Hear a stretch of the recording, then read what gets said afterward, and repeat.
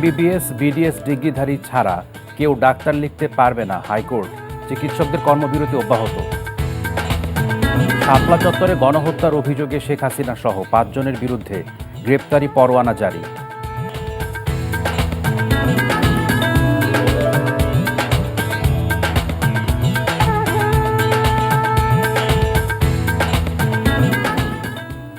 আসসালামু আলাইকুম, নজরুল ইসলাম বাবু স্বাগত জানাচ্ছি এনটিভির দেশের খবরে।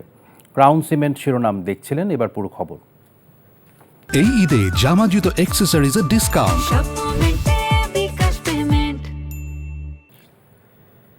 এমবিবিএস অথবা বিডিএস ডিগ্রি প্রাপ্ত ছাড়া অন্য কেউ তাদের নামের আগে ডাক্তার পদবি ব্যবহার করতে পারবে না বলে রায় দিয়েছে হাইকোর্ট। বিচারপতি রাজিক আল জলিল ও বিচারপতি সাথিকা হোসেনের সমন্বয়ে গঠিত দ্বৈত বেঞ্চ আজ এ রায় দেন। ডিএমএফ ডিগ্রিধারীদের নামের আগে ডাক্তার ব্যবহারকে কেন্দ্র করে প্রায় এক যুগ আগে করা রিটের শুনানি শেষে হাইকোর্ট জানায়, অতীতে যারা ভুল করেছে তাদের জন্য নয়, তবে আগামীতে যারা নিয়মের লঙ্ঘন করবে তাদের বিচারের মুখোমুখি হতে হবে। এর আগে ২০১০ সালের ডিসেম্বরে বাংলাদেশ মেডিকেল ও ডেন্টাল কাউন্সিল আইন হয়। ডিএমএফ ডিগ্রির ক্ষেত্রে আইনটির বৈষম্যমূলক প্রয়োগের অভিযোগ নিয়ে বাংলাদেশ ডিপ্লোমা মেডিকেল অ্যাসোসিয়েশনের তৎকালীন আহ্বায়ক শামসুল হুদা সহ অন্যরা ২০১৩ সালে একটি রিট করেন। ওই আইনের ২৯ ধারার বৈধতা নিয়ে বাংলাদেশ ডিপ্লোমা মেডিকেল অ্যাসোসিয়েশনের সভাপতি ও সেক্রেটারি গত বছর অপর একটি রিট করেন। বিডিএস বাদে যে কেউ ডাক্তার লিখতে পারত। তো আজকে সেই মাহেন্দ্রক্ষণ, আজকে সেই রিটটি খারিজ হয়েছে এবং আমরা সবাই খুশি, আলহামদুলিল্লাহ। এবং এই রিটটি খারিজ হওয়ার মাধ্যমে আজ থেকে এমবিবিএস এবং বিডিএস ছাড়া, কোনো গ্রাজুয়েট ছাড়া কেউ ডাক্তার লিখতে পারবে না। এদিকে আজও ইন্টার্ন চিকিৎসক এবং মেডিকেল কলেজের শিক্ষার্থীরা ক্লাস ও পরীক্ষা বর্জন কর্মসূচি পালন করছে। ফলে ভোগান্তিতে পড়েছেন সেবাগ্রহীরা। আন্দোলনকারীরা বলছেন, দাবি মানা না হলে নতুন কর্মসূচি ঘোষণা করা হবে। প্রতিনিধিদের তথ্য ছবিতে ইমরুল কায়েসের ডেস্ক রিপোর্ট। আগে থাকতে এরা জানাই দেবে যে অমুক দিন বন্ধ থাকবে, লোকজন আসবে না, কিন্তু মানুষের সাথে বিভ্রান্তিতে কেন পালায়? মেডিকেলে আসছে দেখে টিকিট কেটে না, মেডিকেলের অবস্থা এইরকম। এভাবে রমজান মাসে রোগীদের নিয়ে এসে ভোগান্তি করানো ঠিক হয় নাই। বরিশালের শেরেবাংলা মেডিকেল কলেজ হাসপাতালের বহির্বিভাগে চিকিৎসা না পেয়ে এভাবেই আক্ষেপ করেন রোগীরা। সকাল থেকে হাসপাতালের চিকিৎসকরা ৫ দফা দাবি আদায়ের কর্মসূচি হিসেবে বহির্বিভাগে রোগী দেখা বন্ধ রাখে। এতেই দুর্ভোগে পড়েন তারা।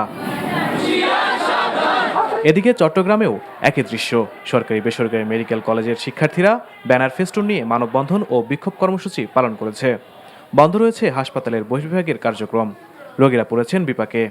আজকে এত দূর থেকে আসলাম বুধবারে, আজকে কাউন্টার বন্ধ। মানে আমরা রোগীদের কি অবস্থা হবে এরকম করে, এই যে সমস্যা। কালকে রাত ৩টার থেকে আসছি, কক্সবাজার থেকে আসছি। আজ বলি ডাক্তার দেখাইতে পারে না, আবার ৩ তলা নিয়ে গেছে, আবার এখানে নিচের তলা নিয়ে আসছে। চিকিৎসকের দেখা নেই রাজশাহী মেডিকেল কলেজ ও হাসপাতালের বহির্বিভাগেও। তবে বহির্বিভাগের গেটের বাইরেই মানববন্ধন ও বিক্ষোভ কর্মসূচি পালন করে ইন্টার্ন চিকিৎসকরা। তাদের দাবির সাথে একাত্মতা প্রকাশ করে যোগ দেন সিনিয়র চিকিৎসকরাও। এখন কিন্তু বর্তমানে আমাদের হাসপাতালে ইমার্জেন্সি চিকিৎসা ব্যবস্থা চালু আছে। তো ইমার্জেন্সি চিকিৎসা ব্যবস্থা দিতে চিকিৎসকরা বিব্রতকর পরিস্থিতিতে পড়বে এবং তারা কিন্তু ইমার্জেন্সিতে চিকিৎসা দিবে না। ৫ দফা দাবিতে ইন্টার্ন চিকিৎসক এবং মেডিকেল কলেজের শিক্ষার্থীরা ক্লাস ও পরীক্ষা বর্জন করেছে খুলনা, রংপুর, সিলেট ও কুমিল্লায়। বন্ধ রয়েছে হাসপাতালগুলোর বহির্বিভাগ। আন্দোলনকারীরা দাবি মানা না হলে নতুন কর্মসূচির হুঁশিয়ারি দেন। NTV news desk. রাজধানীর মতিঝিলে শাপলা চত্বরে ২০১৩ সালের ৫ই মে হেফাজতের সমাবেশে গণহত্যার অভিযোগে সাবেক প্রধানমন্ত্রী শেখ হাসিনা, সাবেক আইজিপি বেনজির আহমেদ, গণজাগরণ মঞ্চের ইমরান সরকার সহ ৫ জনের বিরুদ্ধে গ্রেপ্তারি পরোয়ানা জারি করেছে আন্তর্জাতিক অপরাধ ট্রাইব্যুনাল। বুধবার বিচারপতি মোহাম্মদ গোলাম মর্তুজা মজুমদারের নেতৃত্বাধীন ট্রাইব্যুনালে এ আদেশ দেন। একই সঙ্গে গ্রেপ্তার থাকা সাবেক স্বরাষ্ট্র প্রতিমন্ত্রী শামসুল হক টুকু, সাবেক আইজিপি শহীদুল হক, সাবেক সেনা কর্মকর্তা জিয়াউল আহসান ও সাবেক পুলিশ কর্মকর্তা মোল্লা নজরুল ইসলামকে এই মামলায় ট্রাইব্যুনালে হাজির করার নির্দেশ দেওয়া হয়েছে। আগামী ১২ই মে তাদেরকে হাজির করতে ও তদন্ত প্রতিবেদন দাখিল করতে আদেশ দিয়েছে ট্রাইব্যুনাল।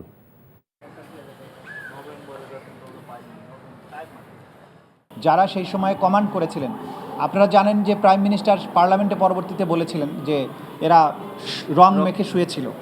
তার মানে এটা তিনি জানতেন জানার পরেও তারা এই ধরনের তুচ্ছ তাচ্ছিল্য করা তার নির্দেশ এবং পরিকল্পনায় এটা হয়েছিল। স্বরাষ্ট্রমন্ত্রী, স্বরাষ্ট্র প্রতিমন্ত্রী, আইজিপি, র্যাবের প্রধান, এডিজি অফ, পুলিশের ঊর্ধ্বতন কর্মকর্তারা তারা প্ল্যান করে এটা করেছিলেন। সেই কারণে প্রথমে আমরা টপ কমান্ডারদেরকে বিচারের মুখোমুখি করতে চাই, সে কারণেই টপ কমান্ডারদের বিরুদ্ধেই আজকে গ্রেপ্তারি পরোয়ানা চাওয়া হয়েছে এবং সেটাই জারি হয়েছে আজকে। দখল বাণিজ্য সহ বিভিন্ন অভিযোগ পাওয়া গেলে তাদেরকে বহিষ্কার সহ শাস্তিমূলক ব্যবস্থা নেওয়া হবে বলে জানিয়েছেন বিএনপির vice chairman advocate Ahmed Azam Khan. দুপুরে চট্টগ্রাম নগরীর একটি কমিউনিটি সেন্টারে বিভাগীয় মত বিনিময় সভায় এসব কথা বলেন তিনি। আজম খান বলেন, বিএনপি ও অঙ্গ সংগঠনের নেতাকর্মীরা কোনো ধরনের টেন্ডারবাজি, চাঁদাবাজি, বালু ব্যবসা ও অনৈতিক কাজের সাথে বিএনপি জড়াবে না। গত 7 মাসে সারা দেশে নানা অনিয়মের সাথে জড়িত থাকার অভিযোগে বিএনপির 1000-এরও নেতা বেশ কর্মীকে বহিষ্কার করা হয়েছে। এই ঈদে জামা জুতো অ্যাক্সেসরিজের ডিসকাউন্ট।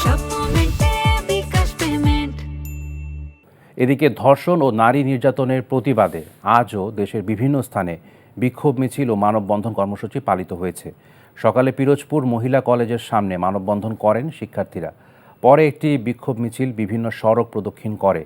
প্রতিটি ধর্ষণের বিচারের দাবিতে ব্রাহ্মণবাড়িয়ায় আইনজীবী সমিতি ভবনের সামনে মানববন্ধন ও বিক্ষোভ মিছিল করেছে জেলা মহিলা আইনজীবী সমিতি।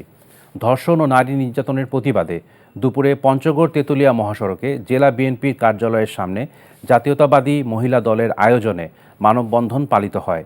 এছাড়া নওগাঁ সহ দেশের বিভিন্ন স্থানে নারীর প্রতি সহিংসতার প্রতিবাদ এবং ধর্ষকদের দৃষ্টান্তমূলক শাস্তির দাবিতে পালিত হয়েছে বিক্ষোভ মিছিল ও মানববন্ধন কর্মসূচি। মাদারীপুরে মসজিদের ভেতরে 2 ভাইসহ 3 জনকে কুপিয়ে হত্যা মামলার প্রধান আসামি হোসেন সর্দার সহ 2 জনকে ঢাকা ও শরীয়তপুর থেকে গ্রেফতার করেছে র্যাব। দুপুরে বরিশাল সংবাদ সম্মেলনে র্যাব 8-এর অধিনায়ক লেফটেন্যান্ট কর্নেল নিস্তার আহমেদ জানান, গতরাতে আশুলিয়ার চিত্রাশাইল এলাকা থেকে প্রধান আসামি হোসেনকে গ্রেফতার করা হয়, আর শরীয়তপুরের পালং থানার আরিগাঁও এলাকা থেকে গ্রেফতার করা হয় আরেক আসামি সুমন সর্দারকে। পরে তাদেরকে শরীয়তপুর সদর থানায় হস্তান্তর করা হয়েছে। গত 8ই মার্চ বালু ব্যবসা নিয়ে বিরোধের জেরে মাদারীপুর সদরে হোসেন সর্দারের নেতৃত্বে প্রথমে বাড়ি এবং পরবর্তীতে মসজিদে ঢুকে কুপিয়ে হত্যা করা হয় স্থানীয় বাসিন্দা সাইফুল সর্দার, তার ভাইসহ 3 জনকে। এ ঘটনায় সদর থানায় হত্যা মামলা করেন সাইফুলের মা। ঈদ যাত্রা নির্বিঘ্ন করতে 20শে মার্চ সিরাজগঞ্জে খুলে দেওয়া হচ্ছে নবনির্মিত 4টি আন্ডারপাস। যমুনা সেতুর পশ্চিম গোল চত্বর হয়ে হাটিকুমরুল গোল চত্বর পর্যন্ত 22 কিলোমিটার মহাসড়কে চলাচল করে 22 জেলার মানুষ। ঈদের আগে মহাসড়কে যানবাহনের সংখ্যা বেড়ে যায় কয়েক গুণ। এতে সৃষ্টি হয় তীব্র যানজটের, ভোগান্তিতে পড়তে হয় যাত্রীদের। এই ভোগান্তি এড়াতে খুলে দেওয়া হচ্ছে নবনির্মিত আন্ডারপাসগুলো। ঝাউইল, ঘুরকা, সলঙ্গা ও ভুইয়াগাতি আন্ডারপাস খুলে দিলে ঈদ যাত্রা অনেকটা স্বস্তিদায়ক হবে বলে জানান যাত্রী, চালক এবং প্রকল্প সংশ্লিষ্টরা। ঈদকে টার্গেট করে আমরা ঝাউইল ওভারপাস, হাটিকামরুলে আমাদের 3টি সার্ভিস সড়ক, তারপর হচ্ছে Ghurka underpass, Salanga underpass, Chhonka underpass, Mirzapur underpass এবং ভুইয়াগাতিরও যে আন্ডারপাসটি আছে এটা আমরা সব উদ্বোধন করে দিচ্ছি। এইবারের সিরাজগঞ্জের ঈদযাত্রা আমার ধারণা অবারিতভাবেই এবং খুব নির্বিঘ্নে পালন করা যাবে। নীলফামারীতে তিস্তা মহাপরিকল্পনা বাস্তবায়নের দাবিতে মত বিনিময় সভা অনুষ্ঠিত হয়েছে। দুপুরে জেলা প্রশাসকের কার্যালয়ের সভাকক্ষে তিস্তা নদীর সমন্বিত ব্যবস্থাপনা পুনরুদ্ধার শীর্ষক এই সভায় জেলা প্রশাসকের সভাপতিত্বে বক্তারা বলেন, তিস্তা মহাপরিকল্পনা বাস্তবায়িত হলে নীলফামারী, কুড়িগ্রাম, লালমনিরহাট, রংপুর ও গাইবান্ধা জেলার আর্থসামাজিক উন্নয়নে ব্যাপক পরিবর্তন আসবে। একই সঙ্গে শুষ্ক মৌসুমে পানি সংরক্ষণ করে নদীর স্বাভাবিক প্রবাহ বজায় রাখা হবে, যা কৃষি, জীববৈচিত্র্য, পরিবেশের ভারসাম্য রক্ষায় সহায়ক হবে। খুলনা বিশ্ববিদ্যালয়ের 2 শিক্ষার্থীকে 17 দিন গুম রেখে পরে জঙ্গি বানিয়ে সাজা দেওয়ার ঘটনার প্রতিবাদে মানববন্ধন করেছে শিক্ষক-শিক্ষার্থীরা। দুপুরে বিশ্ববিদ্যালয়ের হাদি চত্বরে মানববন্ধন কর্মসূচিতে উপাচার্য প্রফেসর ডক্টর রেজাউল করিম বলেন, 2 শিক্ষার্থী নূর মোহাম্মদ অনিক, রফিকের দ্রুত মুক্তির দাবি জানান। এজন্য বিশ্ববিদ্যালয় কর্তৃপক্ষ সহযোগিতার আশ্বাস দেন।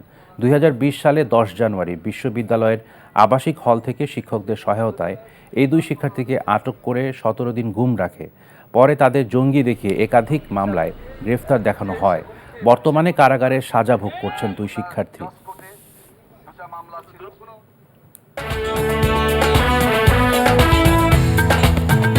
এমবিবিএস বিডিএস ডিগ্রিধারী ছাড়া কেউ ডাক্তার লিখতে পারবে না, হাইকোর্ট। চিকিৎসকদের কর্মবিরতি অব্যাহত। শাপলা চত্বরে গণহত্যার অভিযোগে শেখ হাসিনা সহ 5 জনের বিরুদ্ধে গ্রেপ্তারি পরোয়ানা জারি। এই ছিল দেশের খবরে। এই খবরের ভিডিও সহ আপডেট জানতে ভিজিট করুন এনটিভি অনলাইন www.ntvbd.com। এছাড়াও এনটিভির জনপ্রিয় সব অনুষ্ঠান ও খবরের আপডেট জানতে ভিজিট করুন আমাদের ইউটিউব ও ভেরিফাইড ফেসবুক পেজ। ধন্যবাদ সবাইকে।